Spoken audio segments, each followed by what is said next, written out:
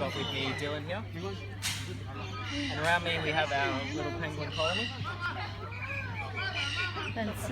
So throughout the colony here, throughout our colony here we have 13 individuals. So you will, out in the world, you may have heard them being called various different names. So they do go by a little penguin. You might have heard them being called a little blue penguin, or a blue penguin, or a fairy penguin. They all lead back to the same species, which is the little penguin here. Very hungry, as you can see. So having the name little penguin, you can see that they are the smallest species of penguin that we have in the world. So they only grow to a maximum height of around 35 centimeters in comparison to the emperor penguin, which is its southern cousin down in Antarctica, which is the largest one. They can grow up to 122 centimeters. So there is quite a size difference between the penguins there.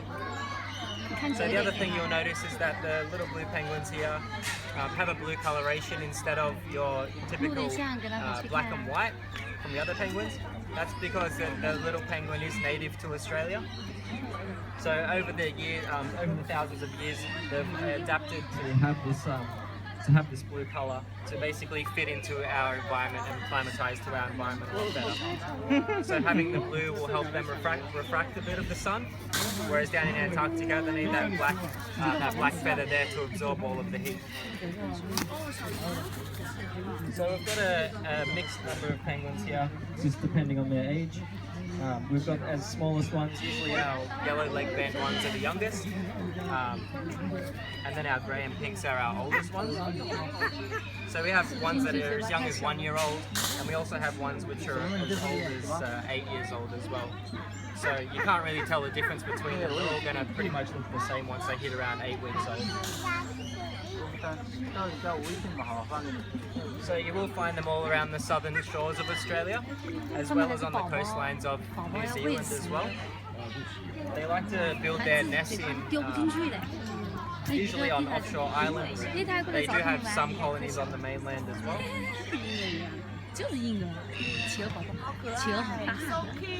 But mainly due to a lot of the natural threats that we have on the mainland, they do tend to settle out on the offshore islands. So you may have heard with the mainland populations, they are classed as endangered. So they do get preyed upon by a lot of various different predators. We do have a population in Manly, which is pretty much our only onshore one that we do have now. That only has around about 70 individuals. So that's been bouncing back and forth through different conservation efforts to try and keep the population secure and boosting up. So there is a lot of different programs running, a lot of volunteer programs where you can go and assist in basically protecting the little penguins as they're leaving in the morning and coming back in the afternoon after foraging all day. So they are a flightless seabird. They've got a lot of different adaptations to assist them in this. Their wings have been modified into flippers.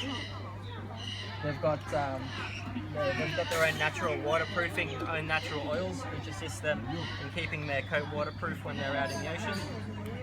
They do have web feet as well, so they are quite strong swimmers, and they can use their tail like a rudder underwater, which helps them maneuver around.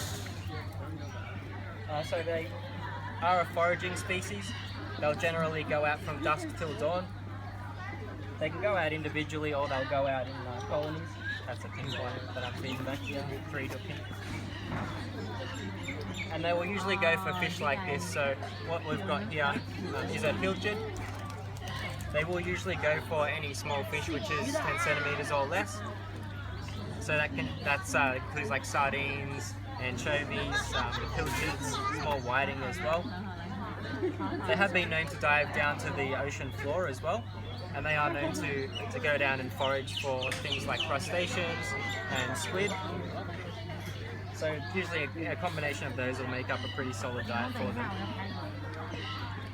So they can hold their breath for around about 1.5 minutes at a time and dive down to generally around 5 to 30 meters at a time. And there have been records of them going down as deep as 70 meters at once.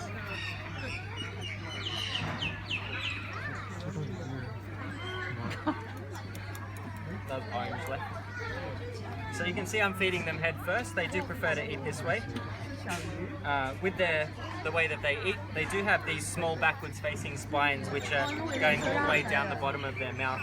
So when I put the fish into their mouth and when they're out hunting in the wild, they'll be able to, once the fish goes in, those little hooks will grab on, and then they'll be able to ensure that the fish doesn't wriggle away.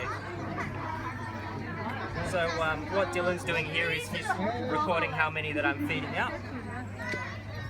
This is used for multiple reasons. We can keep track of their health just to see how well they're going. It does help in breeding periods as well, to see sort of who's keeping well fed, to ensure that they can be able to raise their chicks efficiently. And it's just generally an overall good health indicator if they're eating quite well.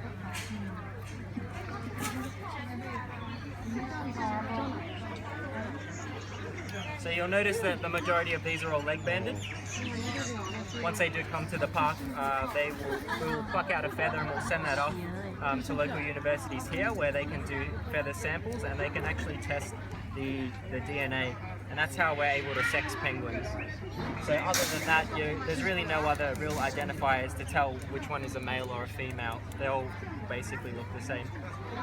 So what will happen is we'll go through, we'll do the testing there, and then we'll be able to band their legs to determine which one's a male or female. So one on the left will be a female and the one on the right will be a male.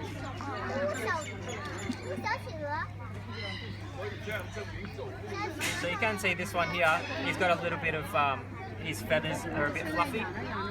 So that's usually around the end of molting season. So once a year what they'll do is they'll need to shed all of their feathers at once, and then they'll need to grow them all back so they'll be able to go out into the ocean. So without a full waterproofing coat, they'll be able to go into the ocean. So to do this, they'll basically go out and they'll gorge feed throughout the whole day. So they'll double their body weight to around 3 kilograms.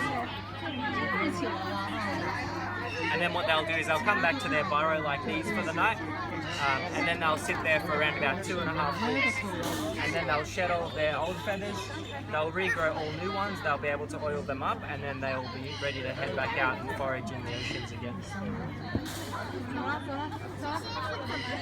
So during breeding season you'll usually have the female or the male will create a burrow like that. You'll have males which will tend to hang outside, do different types of courtship displays, usually lots of vocalizations. They have known to do have different fights as well, have small fights between each other.